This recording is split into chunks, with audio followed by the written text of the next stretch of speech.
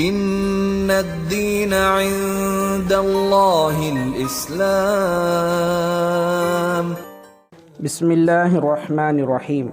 شب برات کی فضیلت۔ حضرت علی رضی اللہ عنہ سے روایت ہے کہ حضور اکرم صلی اللہ علیہ وسلم نے ارشاد فرمایا کہ جب شعبان کی 15ویں رات آئے تو رات کو نماز نفل پڑھو اور دن کو یعنی 15 شعبان کو روزہ رکھو، اس لیے کہ اس رات اللہ تعالیٰ آسمان دنیا پر تشریف لاتے ہیں اور فرما جاتے ہیں کہ کوئی مغفرت چاہنے والا ہے کہ میں اس کو بخش دوں، ہے کوئی روزی کی بھیک مانگنے والا کہ میں اس کو روزی عطا کروں، اور ہے کوئی مصیبت اور دکھ میں مبتلا کہ میں اس کو عافیت دوں۔ یہ مبارک سلسلہ صبح صادق تک رہتا ہے۔ مشکات شریف کی یہ حدیث ہے، اور یہ حدیث شب قدر کے بارے میں بھی آئی ہے۔ حضرت عائشہ رضی اللہ عنہا ایک طویل حدیث میں فرماتی ہیں کہ رسول اللہ صلی اللہ علیہ وسلم نے فرمایا کہ جبرائیل علیہ السلام میرے پاس تشریف لائے اور فرمایا کہ یہ رات شعبان کی 15ویں رات ہے،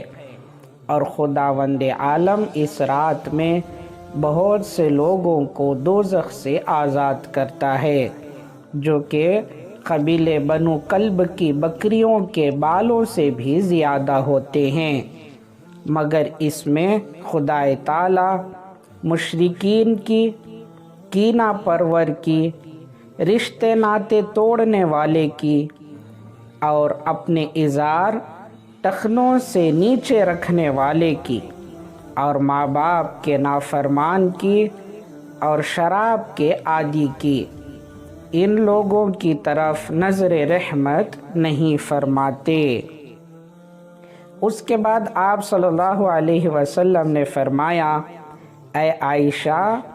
کیا تم مجھے اجازت دیتی ہو کہ آج رات قیام کروں؟ میں نے کہا بے شک، آپ صلی اللہ علیہ وسلم پر میرے ماں باپ قربان ہوں۔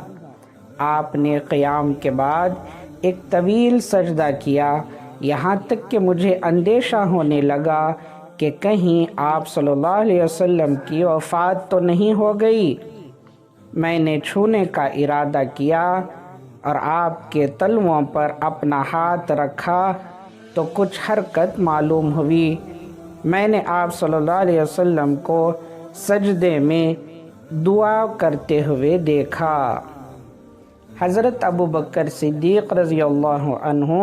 نبی کریم صلی اللہ علیہ وسلم سے روایت کرتے ہیں کہ آپ صلی اللہ علیہ وسلم نے ارشاد فرمایا، اللہ تعالیٰ نصف شعبان کی یعنی 15ویں شعبان کی رات آسمان دنیا کی طرف نزول فرماتے ہیں، اور اس شب ہر کسی کی مغفرت کر دی جاتی ہے سوائے مشرک کے یا ایسے شخص کے جس کے دل میں بغض ہو۔ حضرت معاذ بن جبل رضی اللہ عنہ نے روایت کیا ہے کہ رسول اللہ صلی اللہ علیہ وسلم نے ارشاد فرمایا کہ اللہ تعالیٰ شعبان کی درمیانی رات میں مخلوق کی طرف خصوصی توجہ فرماتے ہیں، اور سوائے مشرک اور کینہ پرور کے سب کی مغفرت فرما دیتے ہیں۔ میرے دوستوں، شب برات ایک انتہائی فضیلت و بزرگ والی رات ہے۔ اس رات کے متعلق 10 جلیل القدر صحابہ کرام سے روایات منقول ہیں، جن کے نام یہ ہیں: حضرت ابوبکر صدیق، حضرت علی مرتضیٰ، حضرت عائشہ صدیقہ، حضرت معاذ بن جبل، حضرت ابو ہریرہ، حضرت عوف بن مالک، حضرت ابو موسیٰ اشعری، حضرت عبداللہ بن عمر بن عاص، حضرت ابو ثعلبہ، حضرت عثمان بن عاص رضوان اللہ تعالی علیہم اجمعین ان کے علاوہ جلیل القدر تابعین سے بھی بہت سی روایات منقول ہیں۔ کہتے ہیں کہ آسمانوں پر فرشتے مختلف کاموں پر متعین ہیں، ان کو سال بھر کے احکامات ایک رات میں مل جاتے ہیں کہ اس سال فلاں فلاں کام کرنے ہیں اور فلاں فلاں شخص کے متعلق یہ عمل درآمد ہوگا۔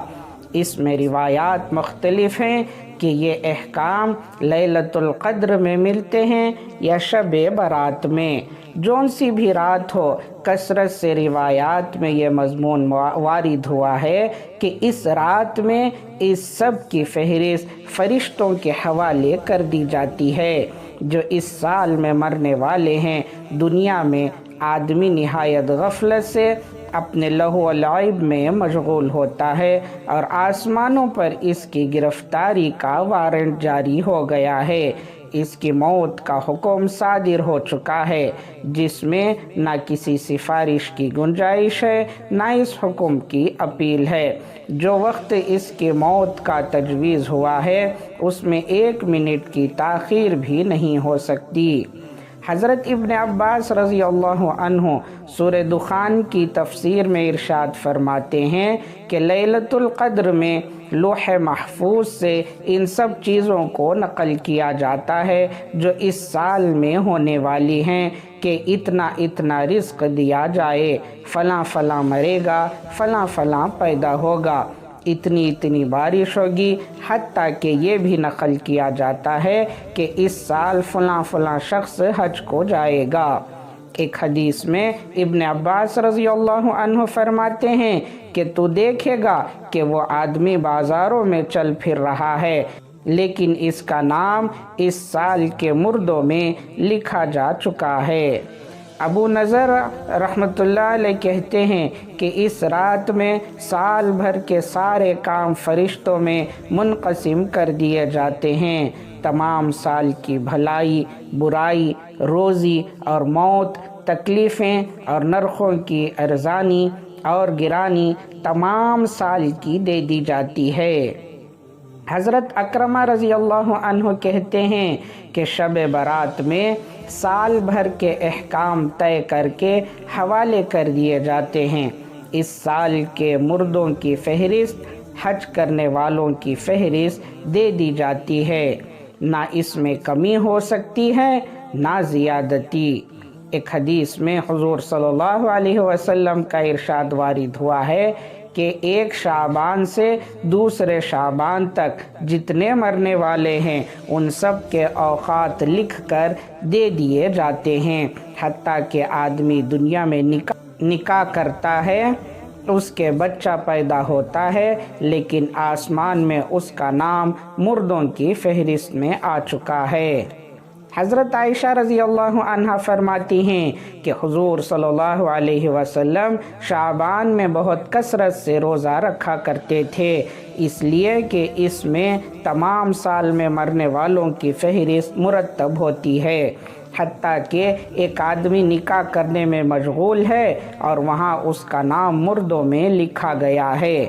ایک آدمی حج کو جا رہا ہے اور اس کا نام مردوں میں ہے۔ ایک اور حدیث میں ہے کہ حضرت عائشہ رضی اللہ عنہا نے حضور اکرم صلی اللہ علیہ وسلم سے اس کی وجہ دریافت کی کہ حضور صلی اللہ علیہ وسلم شعبان میں روزے بہت کثرت سے رکھتے ہیں۔ حضور صلی اللہ علیہ وسلم نے فرمایا کہ اس میں سال بھر کے مردوں کی فہرست بنتی ہے، میرا دل چاہتا ہے میرا نام جب مردوں کی فہرست میں آئے تو میں روزے دار رہوں۔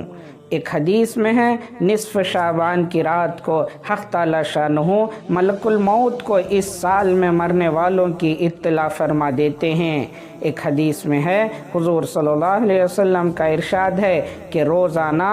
ہمیشہ جب آفتاب نکلتا ہے تو وہ اعلان کرتا ہے کہ جو نیک کام کرنا ہے کر لے، آج کا دن تیری عمر بھر میں پھر کبھی نہیں آئے گا، اس لیے اس دن میں تیری جو نیکیاں لکھی جا سکتی ہیں لکھوا لے۔ اور فرشتے آسمان سے اعلان کرتے ہیں کہ اے نیکی کے طلب کرنے والے، خوشخبری لے لے اور آگے بڑھ، اور دوسرا کہتا ہے اے برائی کے کرنے والے بس کر اور رک جا، اپنی ہلاکت کا سامان اکٹھا نہ کر۔ اور دو فرشتے اعلان کرتے ہیں کہ جن میں سے ایک کہتا ہے یا اللہ خرچ کرنے والوں کو اس کا بدلہ دے، اور دوسرا کہتا ہے اے اللہ مال کے روک کر رکھنے والے کے مال کو برباد کر۔ حضرت عطا بن یسار رضی اللہ عنہ کہتے ہیں کہ جب نصف شعبان کی رات یعنی شب برات کی رات ہوتی ہے تو ملک الموت کو ایک فہرست دے دی جاتی ہے کہ ان میں جن کے نام ہیں ان سب کی اس سال میں روح قبض کر لی جائے۔ یہاں ایک آدمی فرش فروش میں لگا ہوا ہے، نکاح کرنے میں مشغول ہے، مکان تعمیر کرا رہا ہے، اور وہاں مردوں کی فہرست میں آ گیا ہے۔ شب برات کی عظمت و فضیلت احادیث کی روشنی میں ثابت شدہ امر ہے، اور ہر ایک زمانے میں علماء کرام اور بزرگان دین نے اس رات کے ساتھ عظمت و حرمت کا معاملہ فرمایا ہے۔ اس رات کو اللہ کی نعمت سمجھتے ہوئے اللہ رب العزت کی رضامندی حاصل کرنے کے لیے قرآن مجید کی تلاوت، عمر قضا کی نمازیں، نوافل کے ساتھ ساتھ ذکر و اذکار